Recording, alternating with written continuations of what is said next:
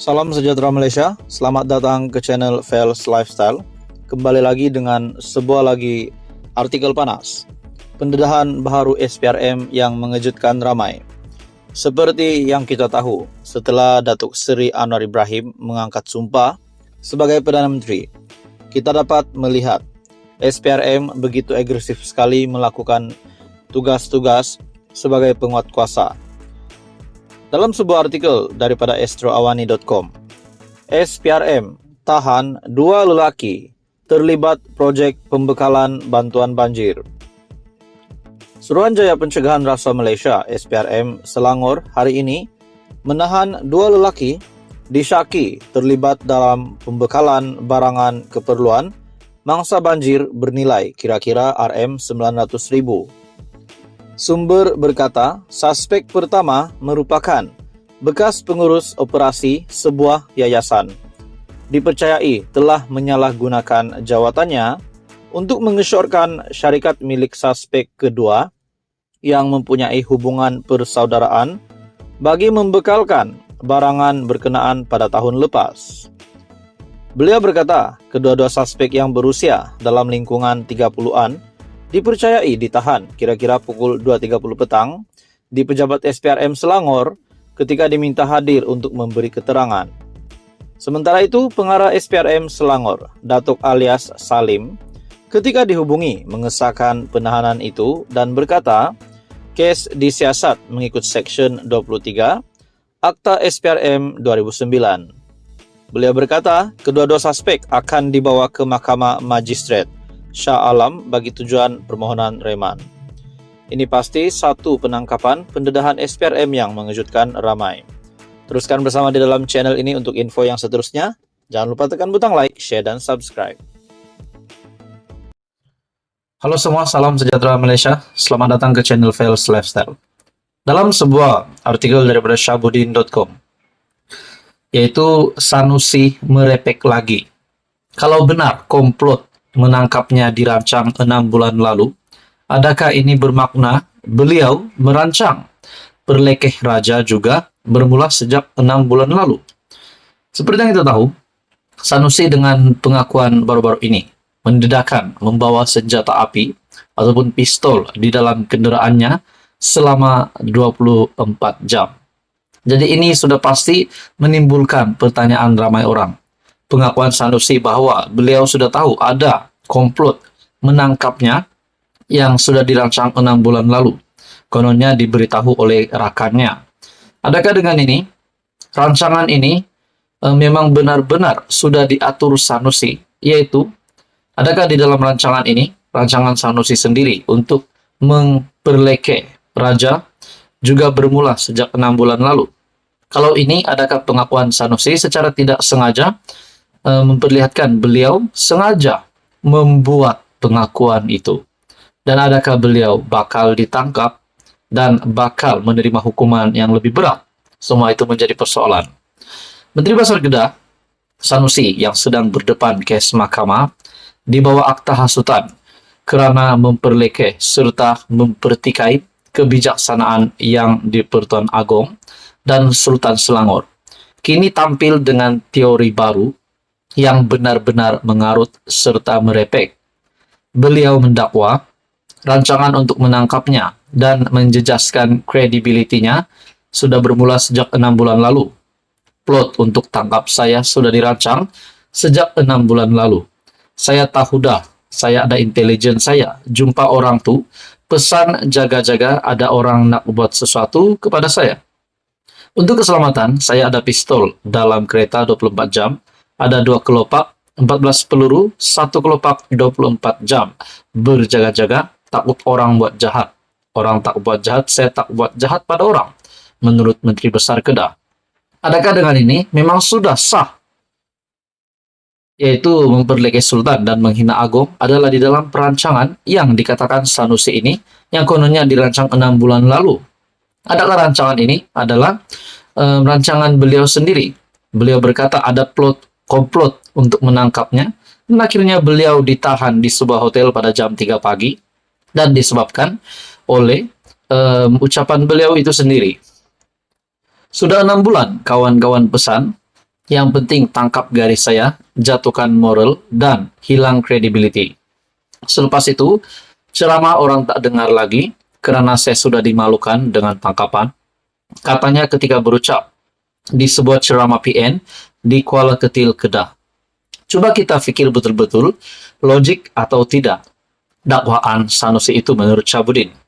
Harus kita ingat, pendakwaan terhadap Sanusi adalah berkaitan ucapannya yang menyentuh kebijaksanaan serta keistimewaan Agong dan Sultan Selangor. Beliau seterusnya ditahan pada jam 3 pagi untuk dibawa ke IPD Selayang. Seterusnya diiringi polis ke Mahkamah Selayang untuk berdepan pendakwaan berikutan panggilan telepon daripada polis tidak dijawabnya, malah di-rejectnya. Dan ini dinyatakan sendiri oleh Ketua Polis Negara. Pendakwaan dan tangkapan terhadapnya bukan kerana menyerang Perdana Menteri, timbalan Perdana Menteri, mana-mana menteri atau lain-lain figura politik di negara. Sekali lagi ditekankan, pendakwaan dan tindakan menahannya pada jam 3 pagi adalah berkaitan ucapannya, berkaitan raja-raja dan bukan kepada mana-mana pemimpin politik. Dengan itu, di mana logiknya bila Sanusi mendakwa ada rancangan atau komplot untuk menangkapnya sejak 6 bulan dulu lagi. Beliau didakwa di mahkamah dan ditahan hanyalah kerana ucapan yang dibuatnya baru-baru ini. Dalam artikel ini lagi, kalau benar sudah ada rancangan untuk menangkapnya sejak 6 bulan lalu, tentulah kesnya bukan berkaitan singgungannya terhadap raja-raja, tetapi berdasarkan kes lain yang ada kaitan dengan politik.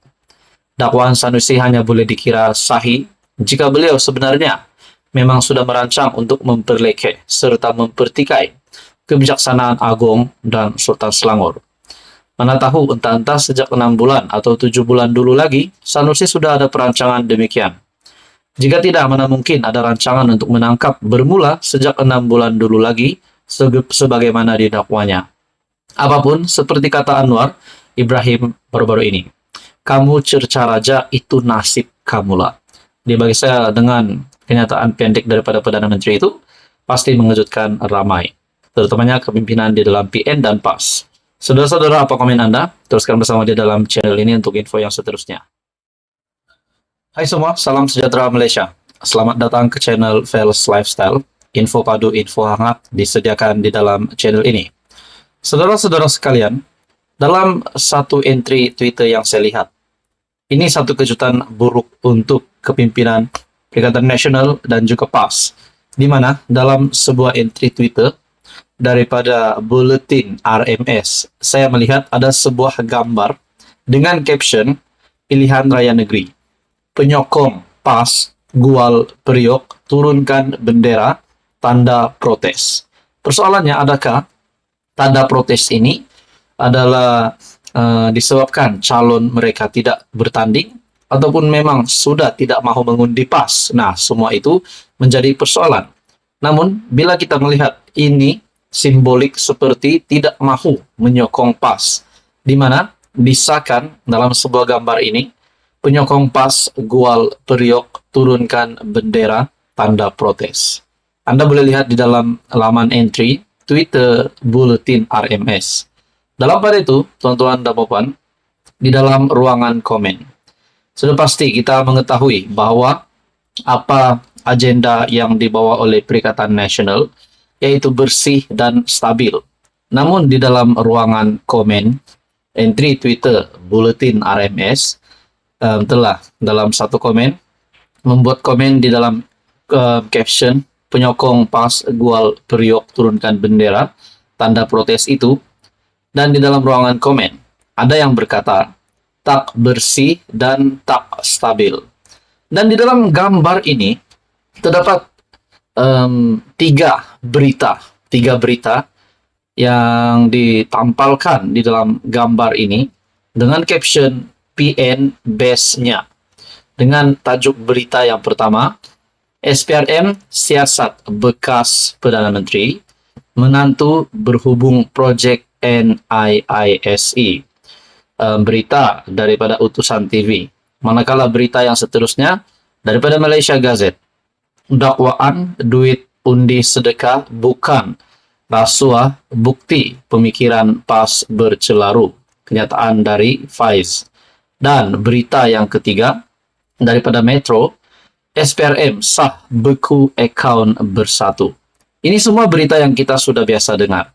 Namun saudara-saudara, adakah dengan berita ini telah dikomen di dalam entry Twitter Buletin RMS, adakah ini sedikit sebanyak akan mempengaruhi kedudukan PAS ataupun Perikatan Nasional dan mana-mana parti yang bersekutu di dalam gabungan Perikatan Nasional?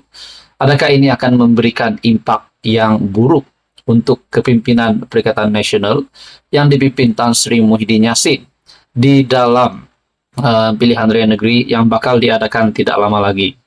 Ada juga kata di sini di dalam ruangan komen, rasanya protes sebab PAS letak calon lain. Dengar cerita orang lain yang ambil calon untuk PRN Kat Dun Gual Priok. Ada juga kata,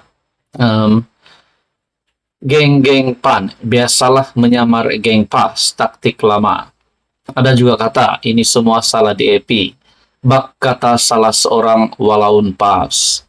Takkanlah PN kan gabungan yang terpaling stabil. Tidak tahu sama ada ini pujian atau sindiran. Dalam artikel ini lagi di dalam komen ada juga berkata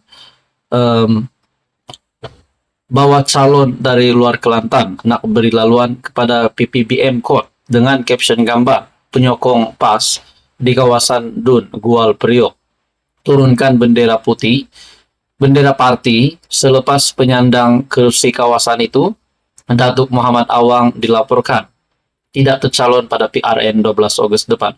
Jadi saudara-saudara, bagi saya dengan penyokong PAS Gual Priok yang menurunkan bendera tanda protes, ini sudah pasti menjadi satu simbolik bahwa perkara negatif telah berlaku. Jadi saudara-saudara, menurut Anda, apa komen Anda? Teruskan bersama di dalam channel ini untuk info yang seterusnya. Mohon bantu channel ini dengan menekan butang like, share, dan subscribe.